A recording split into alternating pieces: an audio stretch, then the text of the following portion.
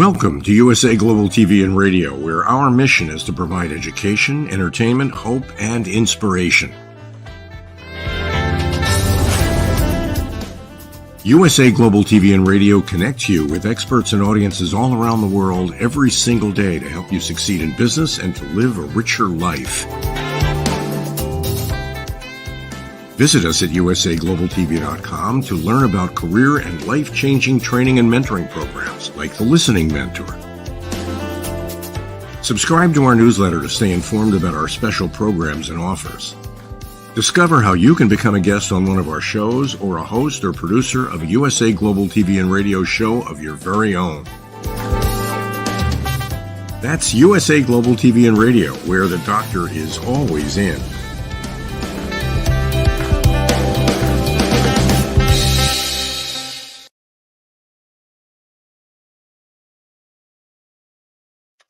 Howdy, y'all. This is Red O'Loughlin. Welcome back to the Talking Heads program on the USA TV and Radio Network in conjunction with and participation with E360 TV. So it's good morning, good afternoon, good evening. The show is worldwide. It's on all day long, depending where you're at. On YouTube, you can catch the USA Global TV and Radio Network archives, and my shows are available there. We started out about 3 weeks ago. Let me go ahead and pull up my slides here real quickly, get those going. Okay. We started about 3 weeks ago on what are the hot topics and trends as we're ending 2023 and getting ready to go into 2024. And so today is number 3, and which will probably be 6, maybe as many as 8, depends on how long it takes to get through it. But first off, as a disclaimer, I'm a researcher, not a doctor, never been in a pharmaceutical industry. I fell in love with chemistry in high school, sophomore year in high school. And it wasn't until decades later in taking care of my wife when she was going through chemo that I ended up back in the chemistry world. And it was my first love. I'll be first to add, before I ever met my wife, which is now 55 years, and 59 years that I've known her, chemistry was always my first love. And as such, that's the one that I really and truly find passion in. So I research the human body at the cellular level, chemically speaking. I look for cause and effect relationships. Treat a cause, fix a problem. Treat symptoms, and you'll always be treating symptoms, just putting a Band-Aid on something that never heals. So when I look at our health, our wellness, it's our responsibility. Yeah, you may have accountability people through your doctor, through your pharmacist, through your nutritionist, through other family members. But really and truly, the responsibility for our health and our wellness is ours. And as always, this presentation is primarily focused on education, awareness for our viewer. What is wellness? Wellness is slightly different than health. When you think of health and wellness, okay, what are the two? Well, let's just look at wellness. It's the daily choices that we make. What are those habits that we've instilled in ourselves? And what do we do in that regard? Most of the time, we don't change anything. But in the wellness end of things, the world around us in wellness does change slowly, incrementally, but it does change. What we were doing prior to the pandemic, we're no longer necessarily doing the exact same things. But it's our choices, it's our intentions, it's the actions we take. And with both the E360 TV and the USA Global TV and Radio Network, I'm hoping that the knowledge you gain will allow you to talk to your doctor and say, hey, doc, what about this? What about this? And it gives you a broader option of being able to know what's going on and how to do things. In the past, we've been at about 30,000 feet saying, yeah, sleep importance is there, sleep deprivation, and what umpty. But in reality, let's go ahead and dive down to about the 200-foot level and start looking at these. What happens when you sleep? Well, that's when your body repairs itself. If you're getting good quality sleep every night, the body does the things it needs to do in order to get prepared for the next day. We know that sleep deprivation, where you're not getting, you may be in bed for 8 hours or 10 hours, but you're tossing and turning. It's really and truly a sleep deprivation, whether it's laying down with a cover over you or whether you never actually get in bed. Do that long enough, and we have some positive linkages to obesity, diabetes, depression, and more. Uh, but when we do get that quality sleep, our body does the repairs that it needs to do. And we have seen very definite studies that show improved brain performance, our mood improves, in general, better health compared to our peers. And actually, believe it or not, actually better ability to maintain weight. So that's pretty important with regard to the sleep aspect of it. Now, what we're seeing as a trend is a thing called power naps. We've had power naps for decades, but now they're actually buying equipment and you have a power nap at work. Now, this power nap may be 10 minutes, 15, maybe as much as 30, but they have these little pods that they're expensive. They're like 10, 12, $15,000 each, but they go, or you lay in this chair and the thing goes over you and you're kind of in a dark environment. And it allows you to take that 10 minutes and power nap, as the case may be. What happens? People have found that just 8, 10, 12, 15 minutes is enough to improve alertness, reduces fatigue. For those people who are measuring performance, it actually improves the performance levels.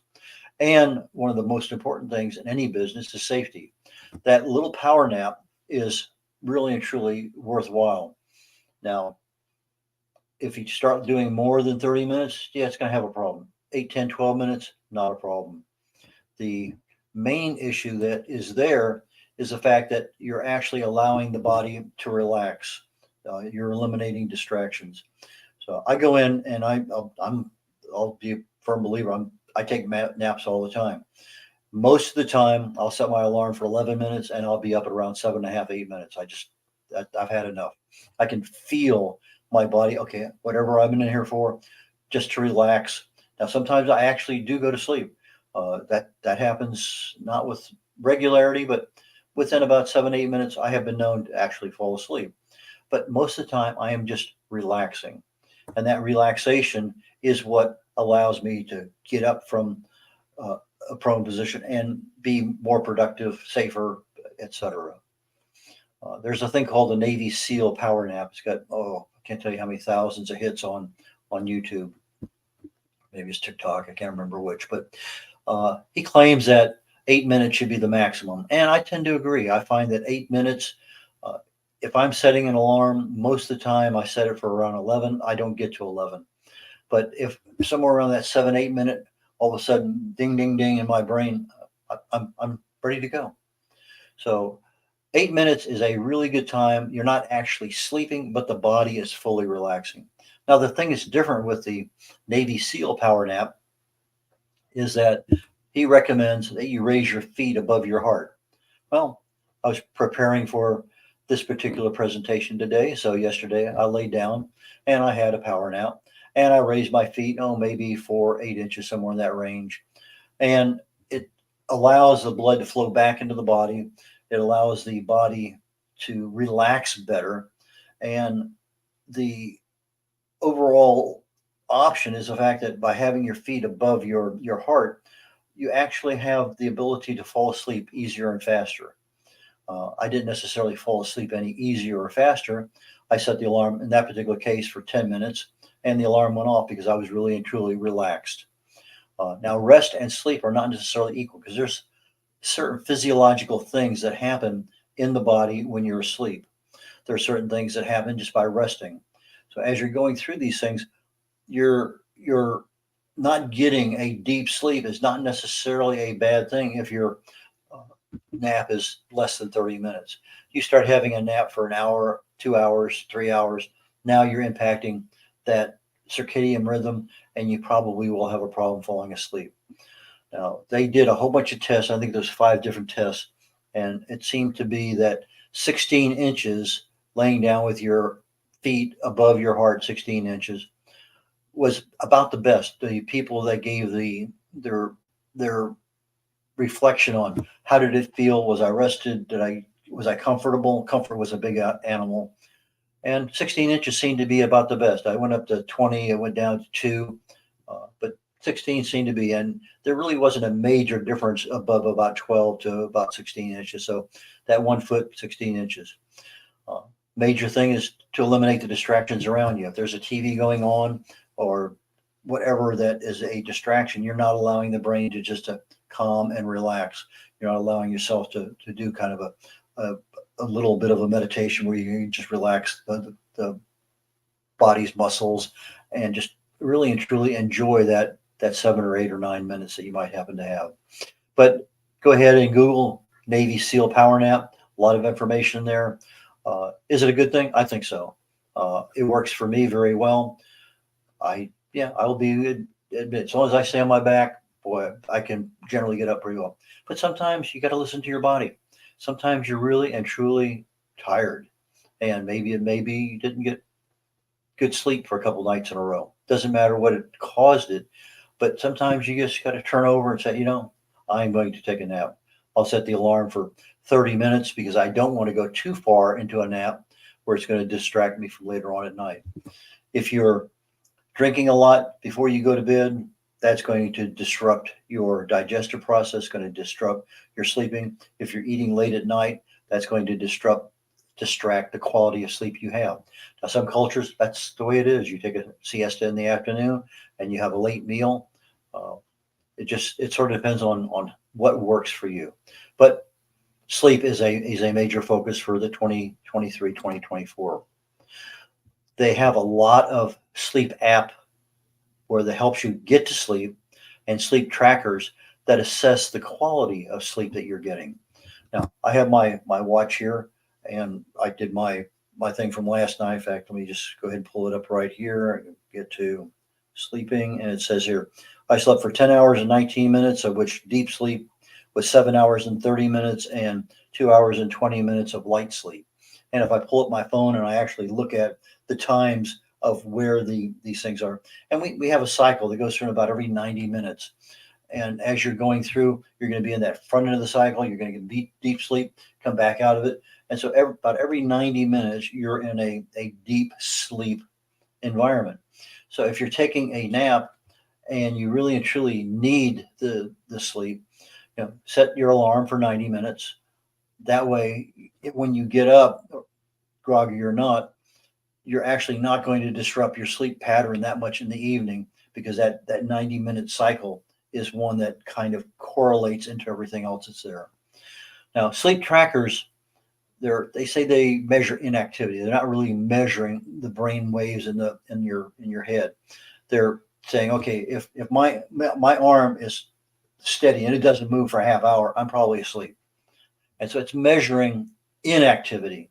So in our phones, our watches, and whatever, we have accelerometers, and those accelerometers feed back to allow us to get an assessment of how well we're doing things.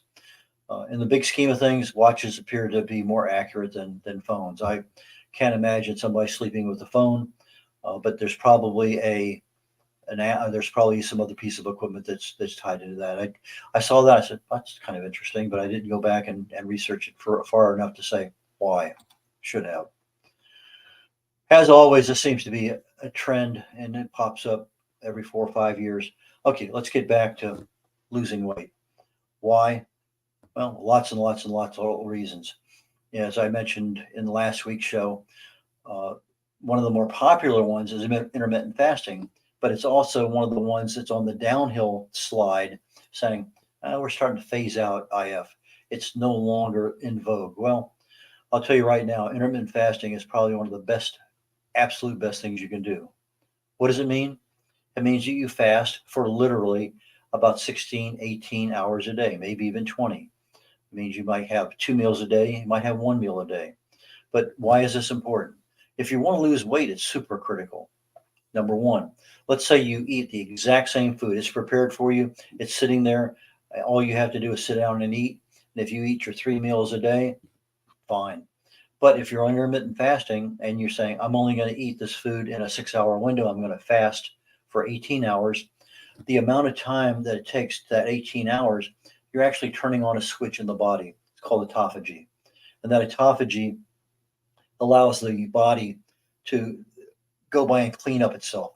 Think if you're able to drive a a recycle truck, a garbage truck into your blood vein. It stops at every single cell along the way, picks up trash, picks up the recycle stuff, does the recycling, gives you back what you need. Everything's working fine. Well, autophagy is that process by which the body is self-cleansing. And you need to start at about 18 hours, 16 hours in some cases, some people maybe as little as 14. But autophagy starts and it maxes out around 48, 72 hours. And now you're 100%, you're in autophagy and everything's going well. But the minute you start eating, particularly anything with sugar, everything stops. Now you're back on the other side of the equation. But they're saying that IF is not as valuable because they're not seeing the results. Well, if you look at people on weight loss programs and they go into an IF mode, they're eating the same calories, but because of that autophagy aspect of it, they're actually losing weight. Same total number of calories, but given to you in a different time of the day. So are they right? Is it part of the I want it now generation? I don't know. It's one of those things that it appears to be fading a little bit. Maybe it'll come back. I'm sure it'll be back in 5 years anyway. But fasting in general is up significantly over the last 10 years. Your body mass index is linked to increases in your health risk, your cardiovascular, blood pressure, cholesterol. And so if you can do anything to lower your BMI, now I've been a stickler for BMI for a long time. In fact, the BMI was originally set up to measure populations, not individuals. You take somebody who is, 6'2", 240, and they may have a gut that's many, many inches bigger than somebody else. But the other guy may be a football player.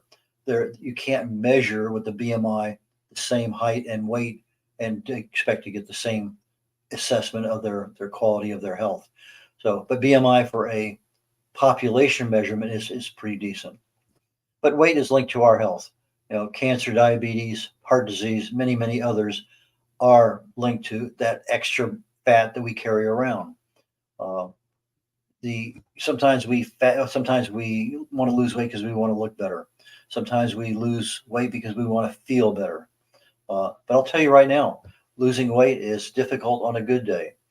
We used to think that the calories in equals calories out. So if I expend more calories in exercise than I eat calories during the day, I should be losing weight. Well, we did a little session here and something you may want to go back in to look at on the USA Global TV and Radio Network archives on YouTube and look under fat management, look under weight management. And there are many, many, many, many things that affect our ability to actually lose weight.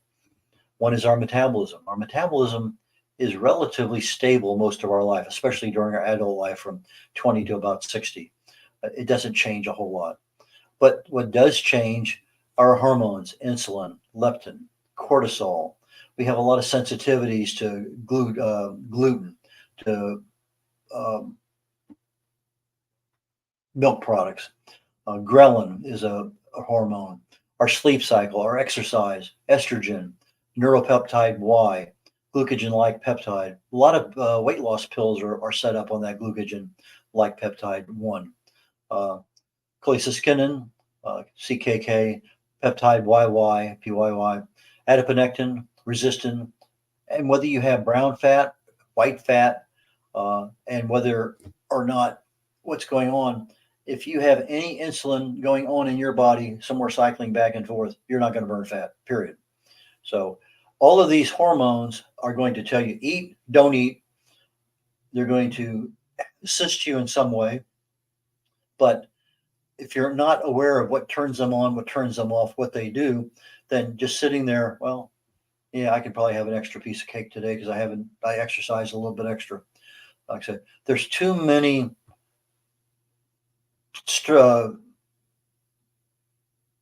spoons in that big kettle, and each one can make the sauce go a bit differently. But the big key is how much insulin you have. So when you're eating 3 meals a day, insulin's present all day long. When you're intermittent fasting and you have 18 hours of not eating, insulin goes away, you burn it all up, boom, now you're starting to burn fat. That is why the IF diet does work very, very well, IF fasting. Tea replacing water for hydration is one of the trends nowadays. In the past, we said, we just need the water, and then we had smart water, and we had electrolyte water, and we had this kind of water, and then we have high pH water, alkaline water. Well, now they're saying tea is probably better than water because of all of the extra nutrients that you have in the tea. I know I generally, on a regular daily basis, I have 6 different teas. I brew them all together. I have my green, my white, and my black teas. I have my oolong, my pu'er, and gynostema. When I can find it, I get the pochong. But these are the teas that I get, and they're primarily for some aspect of health or aging that I get them for. But when I want to be hydrated, I generally have unsweetened tea, and I'll go through a lot of it on a daily basis. But if I'm not going through there and I'm allowing myself to get dehydrated, then what I'm finding is that my body now is linked to a lower body temperature, possibly an increase in blood pressure, heart rate increases, my risk of seizures and brain swelling goes up, could have kidney issues because I don't have the fluid in there to flush everything through, and a lot more. Dehydration is a major, major problem. You also need, as part of your hydration, electrolyte balance. My wife and I walked the Camino de Santiago 2016, and I had my water bottles with me, and we were drinking fairly often. But we were out there one day, and we came up with, across a group of maybe 3 or 4 women, and we were just literally on our last legs. You could see it in our faces. And they said, "You need some electrolytes." And one of them reached into their backpack, pulled out a couple, mixed in with some water we had, and we drank it out. And it's amazing. Literally in 5 minutes, our complexions improved. Everything improved. That electrolyte imbalance, because we were sweating it off as often as we were and not getting it replaced, was significant.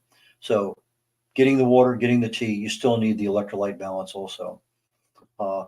Some of the symptoms associated with dehydration are the inability to focus. Yeah, we were walking, didn't have the headaches, darker urine color, probably, fatigue, absolutely. So dehydration, a major issue. Keep yourself hydrated and maybe start using tea. Now, the fluids are going to counter the dehydration. And if you've been dehydrated for literally more than a couple days, most cases you can come back into an acceptable level within a day. Worst case, a couple, 3 days. Really bad cases, more than that. You may have to have an IV if it's one of the really worst cases. But when you're drinking tea, particularly green tea, you're going to find that it's tied to a lot of studies that show improved health. It fights cancer, cardiovascular disease, a lot of things in there. Catechins, one of the particular ones, EGCG, epigallocatechin gallate, is one that caught my eye several years ago. They did some studies with laboratory animals, and they found out that animals that were induced to have Alzheimer's, that the EGCG changed the molecular structure of the beta protein. What's it? There's a plaque protein. I'll think of it in a second. And it actually changed the molecular structure just a little bit. Whereas prior to having the EGCG in the brain, the molecule of that plaque sat right on top of the end of the neurons and starved it to death. Well, with the EGCG, it couldn't get a grasp. It was both a corrective and a preventive aspect of it. They also noticed that the laboratory animals that had what they thought were dead neurons actually came back to life. So very, very unique in the antioxidant. Now, does that translate to humans? More than likely, yes. But again, they haven't done studies over a long period of time on humans in order to be able to determine that. But your mental alertness, your longevity, all of those things are enhanced with it. Now, you have fermented teas and natural teas. Each have their own benefits. I take both. The thing that is, just do what you can do. See, we're running okay. A skin fast. This is something that a new term that I had not heard of as I was doing research for the program, but it's saying basically, I want to take a break from my skincare routine. I don't want to put any makeup on. I don't want to put lotion on. I don't want to put anything on. Let my body come back to normal. And this may be overnight. It may be for a couple of days. It may be as long as a couple of weeks. But as I'm starting to do this, and if I incorporate a food fast with it, now my autophagy has a chance to work inside the body. I'm allowing the outside of the body not to have the toxins and other things that it typically has. So over time, my skin firms up a little bit. I have that loose skin that I had before is starting to go away. And that's because the body's starting to create more collagen and elastin. And so that production firms up the skin and makes that skin less loose than it was before. Think of it as essentially turning off the computer and then turning it back on, and you're rebooting everything up, except now you're rebooting your body. And that's super critical. So on the same note, there's a thing called the dopamine fast. It's basically a digital detox. You just abstain from anything dealing with technology, gaming, social media, TV, music, and it calms portions of our brain. It allows our everything to kind of calm down. Now, some people include more than technology: sex, food, work, exercise, and more. So those things are there, and I think that's a good place to stop for right now. So let's go all the way back down here to the end, and we'll pick it up. I can be reached at redolaughlin.com, by email address red@redolaughlin.com. I'm a speaker, author, publisher. Books I have here are available on my website or on Amazon.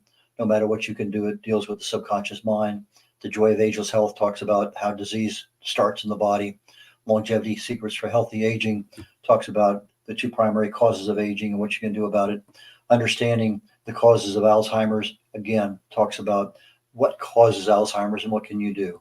And the Essential New Author's Guide is how to write and publish your book for free. So with that, I'm going to conclude today's episode of Talking Heads on the USA Global TV and Radio Network in connection with, in production with the E360 network. So I will catch you all next week. Take care. Bye now. This program is brought to you in part by the British School of Excellence and founder, Mr. Philip Sykes. Building confidence, changing lives. Do you share our view that etiquette is a set of modern life skills that are essential for personal and professional success? Join us as an etiquette coach and change people's lives through the power of etiquette and manners. The last few days have been really amazing. I had a trainer course from the British School of Etiquette. And I must say it's been one of the best decisions I've ever made and one of the best investments I've made in my own training and development. Now, words alone will not describe the transformation and the positive path that I have traveled with the British School of Etiquette. I found I learned a lot from the lessons this time I came. The last few days with the British School of Etiquette have been fantastic. And what I've learned now is really beyond my expectations. This is the most rewarding experience and the best investment I have made this year.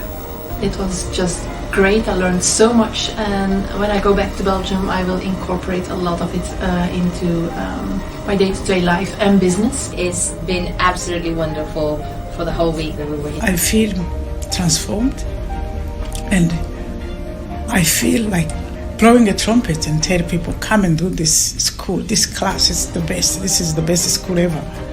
You should take it. It will change your life immediately. I am now able to teach other people how to bring the best of them. Thank you. Thank you, BSC. Thank you. Thank you so much. Thank you. Thank you to our clients for their testimonials on the Train the Trainer program. Our exponential and global growth is so significant that we've evolved from the British School of Etiquette to the British School of Excellence, where we're investors in people. Let us invest in you and your career. Contact us to become an etiquette coach. Go to thebritishschoolofexcellence.com. Start your career and elevate your success today. USA Global TV and Radio, in partnership with Dr. Jacqueline LLC, present Amazon #1 best-selling author, Dr. Jacqueline Kerbeck. Dr. Jacqueline Kerbeck is a certified life, career, and executive coach who teaches people how to listen at an elevated level through her courses and her books. Dr. Kerbeck teaches her clients how to open their hearts and express themselves through their creative genius.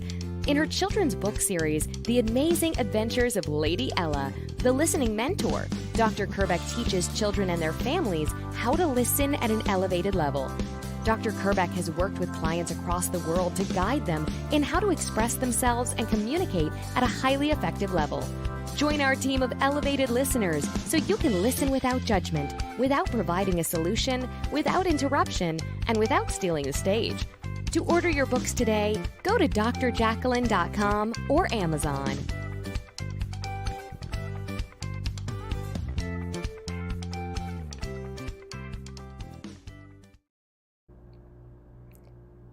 This program has been brought to you in part by Zane Carson Carruth, etiquette and protocol expert, international award-winning author, television show host, and philanthropist.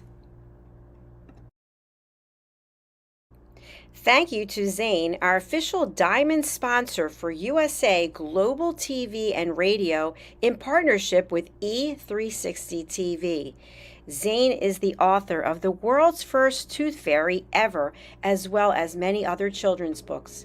She's also the television host of Elegance, Polished Demeanor, and Posh Living, seen on USA Global TV and Radio.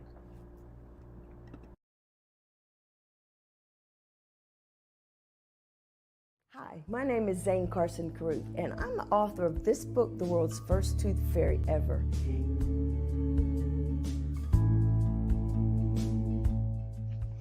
Reading is magic. Studies have shown that reading to your children lays the foundation for greater success in life. Reading helps develop language and vocabulary skills. It helps improve memory, and it encourages curiosity and inspires creativity. The benefits are immeasurable, and as a parent, you'll benefit too. In only 10 or 15 minutes a day, you'll be creating more memories and a bonding experience that will last for years to come. So take time to read to your children. Read them books about things that engage and interest them. Tales of fairies and magic fascinate children, and as everyone knows, the Tooth Fairy is at the top of the list. If your child loves magic, wands, adventure, and what child doesn't, you'll love reading them books from the trademarked series, The World's First Tooth Fairy Ever. Follow along as Bella, the world's first tooth fairy, accidentally starts the tooth fairy tradition. Learn the tricks of being a professional tooth fairy in the book, Bella Starts a Tooth Fairy School. Your child's imagination will soar as you read the adventures of Bella and her magic wand.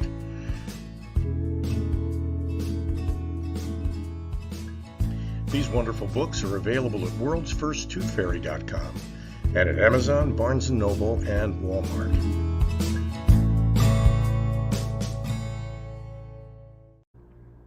To learn more about Zane, contact her through her website, zanecarruth.com, ZaneCarruth.com.